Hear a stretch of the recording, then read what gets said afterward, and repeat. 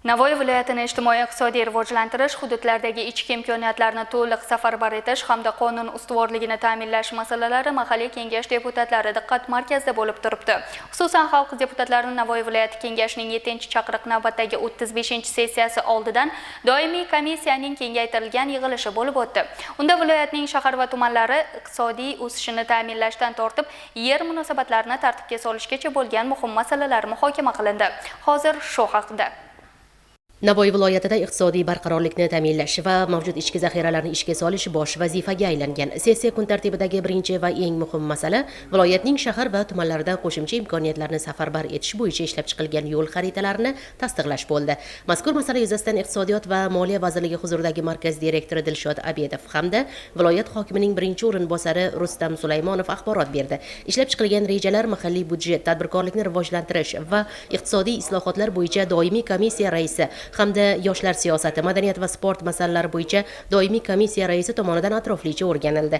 Yo'l xaritalarida har bir hududning o'ziga xos o'sish nuqtalari, yangi ish o'rinlari yaratish va tadbirkorlikni qo'llab-quvvatlagan holda mahalliy budjet daromadlarini oshirish choralari belgilab olindi.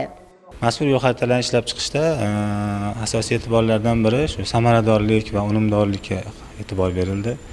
Jumladan shu Navoiy viloyatining yer fondidan samarali foydalanish, ya'ni respublika yaylov yerlarining 30% shu Navoiy viloyatiga to'g'ri keladi. Bu bo'yicha alohida loyihalar ishlab chiqildi. Viloyatda joylashgan mavjud sanoat konlaridan samarali foydalanish bo'yicha alohida loyihalar ishlab chiqildi, alohida e'tibor qaratildi.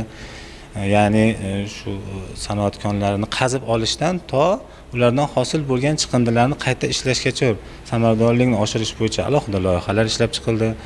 Shu bilan birga aholini daromadini yanada oshirish borasida mahallalarimizni ixtisoslashuviga alohida e'tibor berib, bu yo'nalishlarda yanada ishlarni jadallashtirish bo'yicha loyihalar ishlab chiqdik.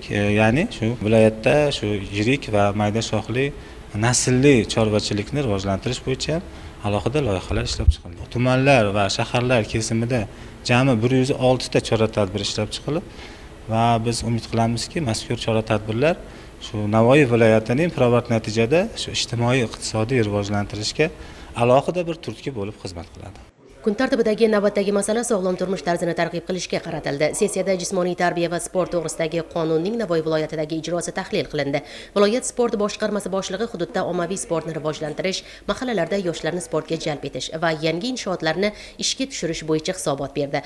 Mas'ul komissiyalar sport infratuzilmasini yanada yaxshilash yuzasidan o'z xulosalarini taqdim etdilar. Aholini uzoq yillardan buyon qiynab kelayotgan mulkiy masalalar ham deputatlar e'tiborida bo'ldi. O'z boshimchalik bilan egallab olingan yer uchastkalari hamda ularda qurilgan bino va inshootlarga bo'lgan huquqlarni e'tirof etish bo'yicha viloyat kengashi qaroriga o'zgartirish kiritish masalasi ko'rib chiqildi.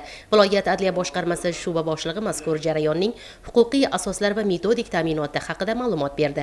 Korrupsiyaga qarshi kurashish va xavfsizlik masalalari bo'yicha doimiy komissiya raisi ushbu jarayonda shaffoflikni ta'minlash va korrupsiyagen omillarga yo'l qo'ymaslik zarurligini alohida ta'kidladi. Sessiya yakunida xalq deputatlari viloyat kengashi qarorlariga tegishli qo'shimcha va o'zgartirishlar kiritish bo'yicha mahalliy budjet va iqtisodiy islohotlar komissiyasining takliflari ma'qullandi. Ko'rilgan barcha masalalar yuzasidan kengashning tegishli qarorlari qabul qilindi.